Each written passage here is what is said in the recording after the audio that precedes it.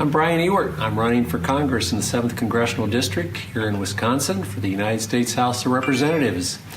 I chose to run for Congress because for me, it's just a continuation of a life of service.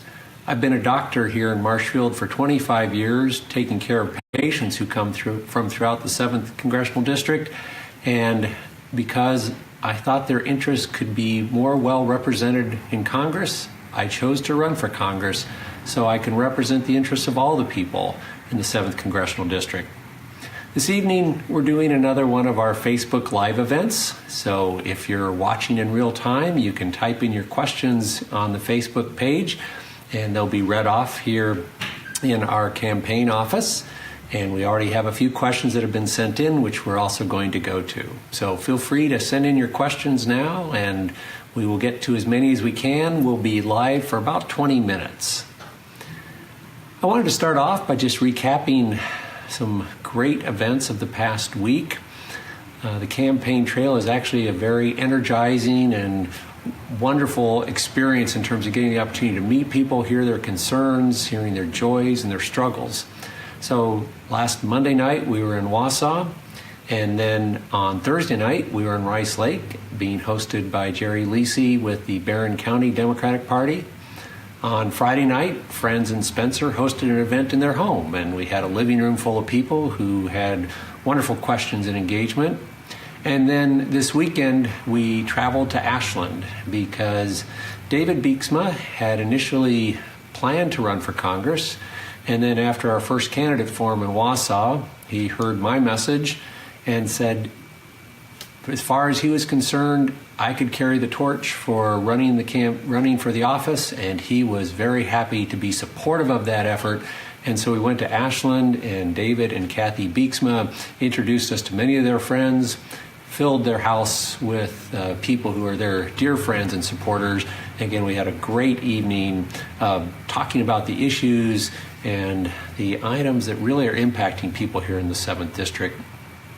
If we go back even one further week ago, Saturday night, we were in Park Falls, and the Price County Democratic Party hosted a candidate forum. Again, a great opportunity to both present the values that are near to me, the importance of community, but equally as important, to hear the concerns of the people in the room.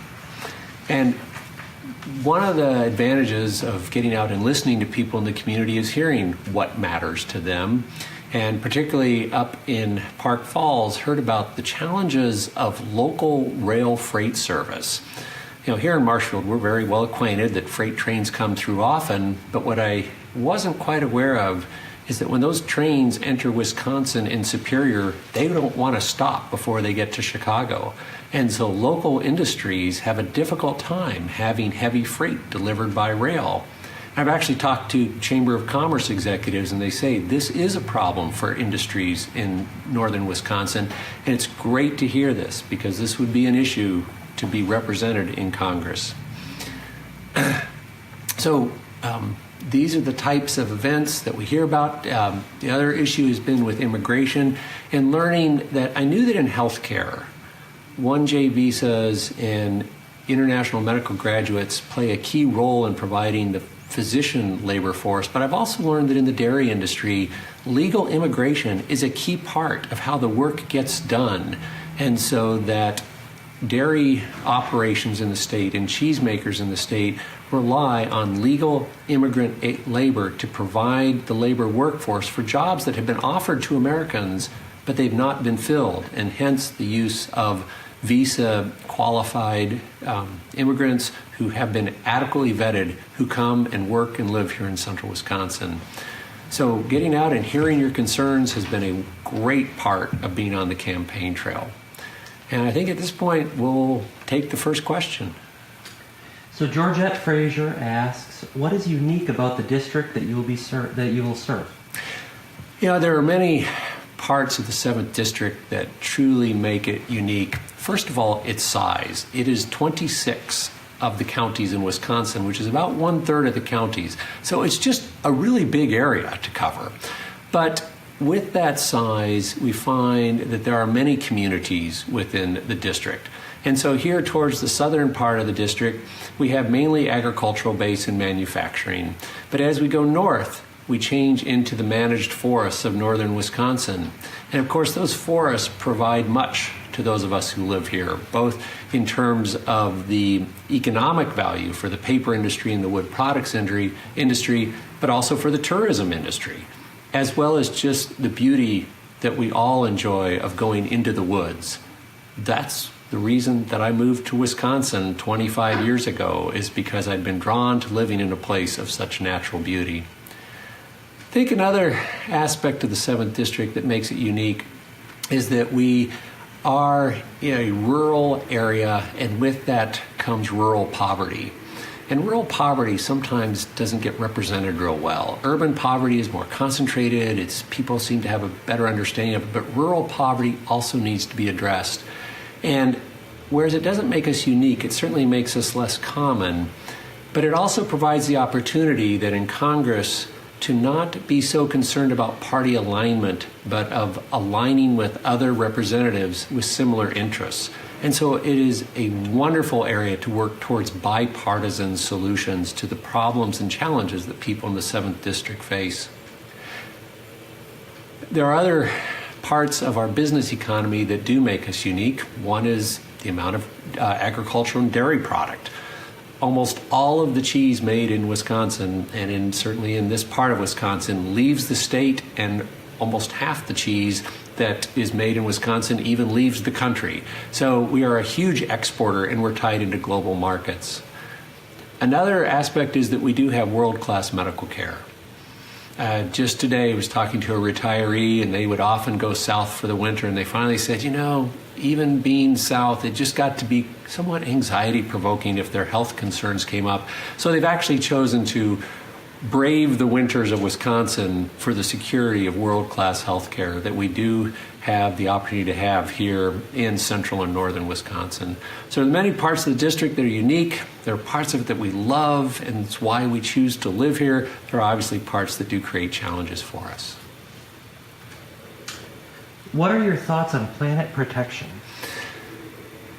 The environment comes to us in several areas where environmentalism and concerns for the environment are important. And of course, this cuts right to the quick of climate change, which the science is beyond doubt.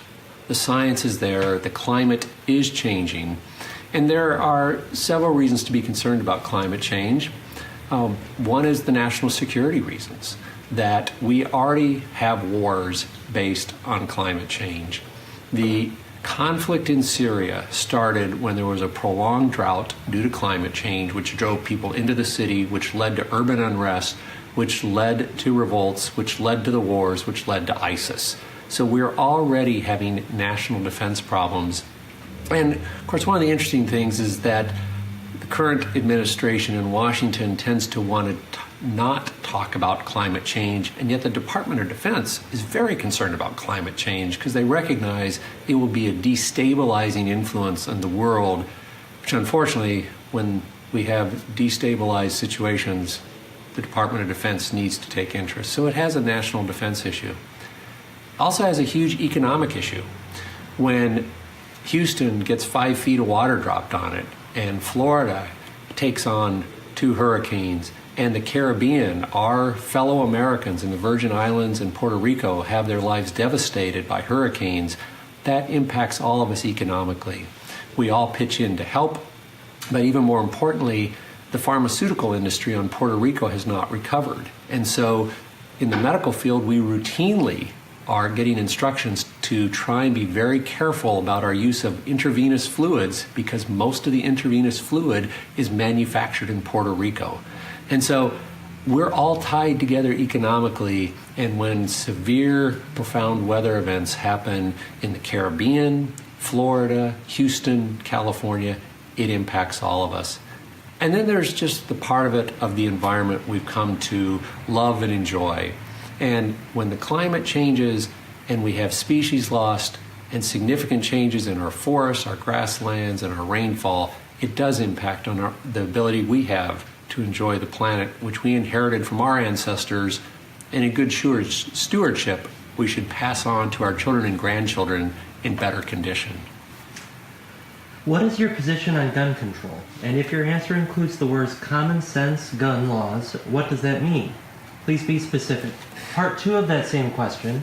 If laws are implemented that reduce sales of items included in Pittman-Roberts excise taxes that fund conservation efforts, how do you propose to fund conservation efforts to make up for that lost conservation income?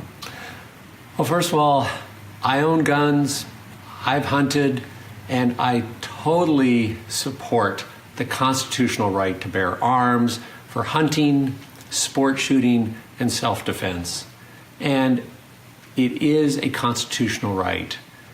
And in fact, almost all gun owners exercise their constitutional right responsibly and appropriately. Unfortunately, we have a very small number of those who possess guns who commit horrible crimes like the one in Maryland today. And so just as with all our other constitutional rights, those rights always come with responsibilities. And so that my exercise of life, liberty, property, and pursuit of happiness needs to be done in a way that I don't take away someone else's life, liberty, property, or pursuit of happiness.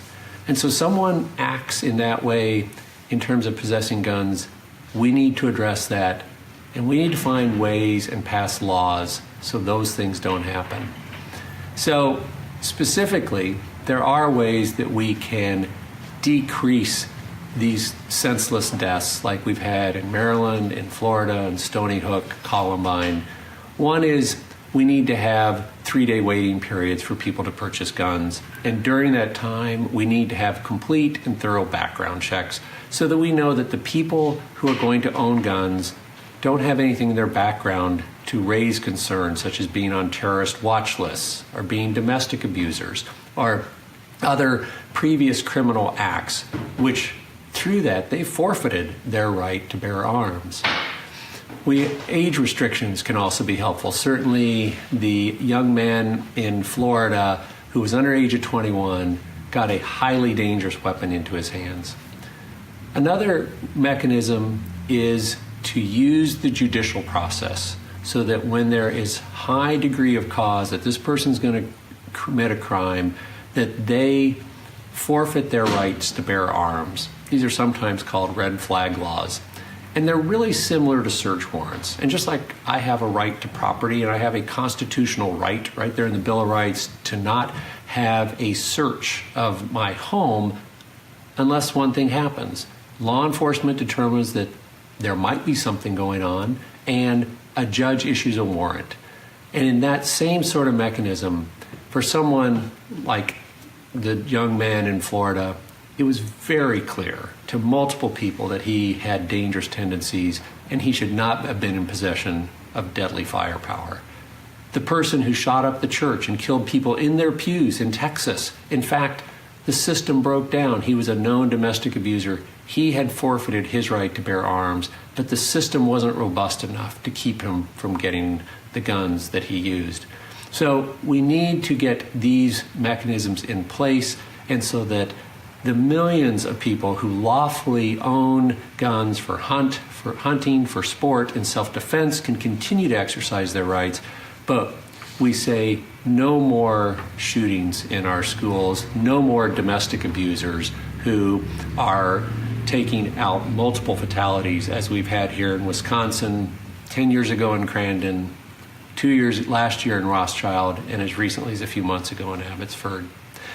Now, in terms of the act mentioned, which has been used since the 1930s to fund conservation, clearly we need to be able to say that conservation and habitat protection are important values to us. We enjoy our forests.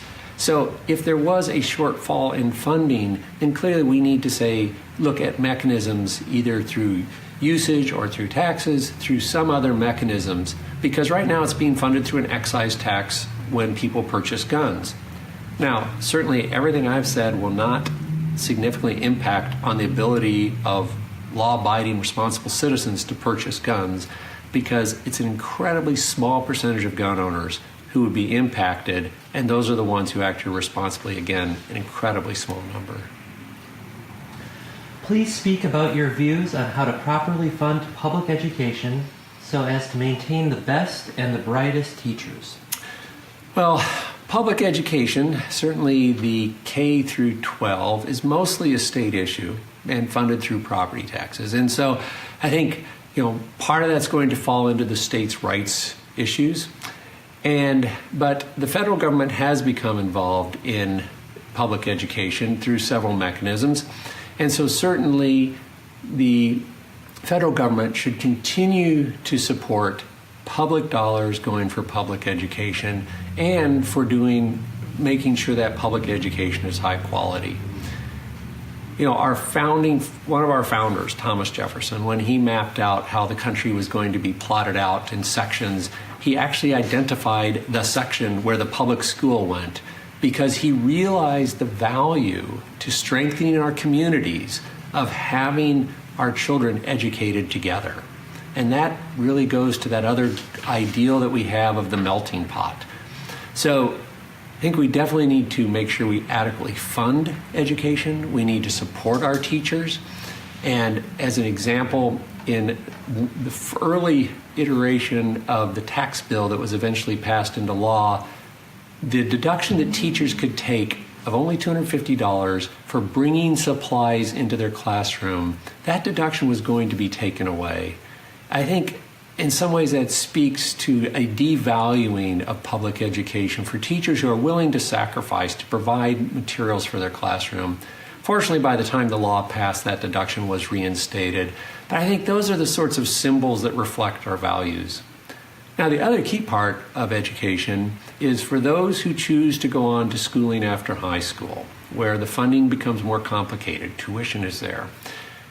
Currently, what has happened is the student loan industry has taken over the funding, and it is putting our young adults at significant disadvantage as they enter adulthood. And so now you have high interest rates, often with the interest starting to accrue to develop immediately. And on top of that, students are at times utilizing credit card debt in order to get their higher education. This leads them to coming into early adulthood with $50,000 to $100,000 in debt. So it obviously gets in the way of them being able to reach financial stability early in adulthood, but it also impacts the strength of our communities because the housing market then gets slowed down because these young adults cannot think about entering the housing market. Certainly when Sharon and I were in our late 20s and starting to have some income and our student loans had been paid off, we could start looking for a starter home. That's not an option available to the current 25 to 30-year-olds, and that impacts all of our community because that's part of the basis of our economy, especially in our small towns and communities. So we need a solution to the student loan crisis, and we need to unburden our young adults from the unreasonable student loan debt that has been put upon them because the lenders have taken over instead of those who said it's our responsibility to make sure that our students have skin in the game, but they aren't hobbled for the rest of their life economically by getting higher education. Do you support low-interest loans and loan forgiveness for graduates who work in the public sector, for example, teaching? I think that's an excellent example of how we can encourage service into areas where otherwise it's difficult to attract professionals.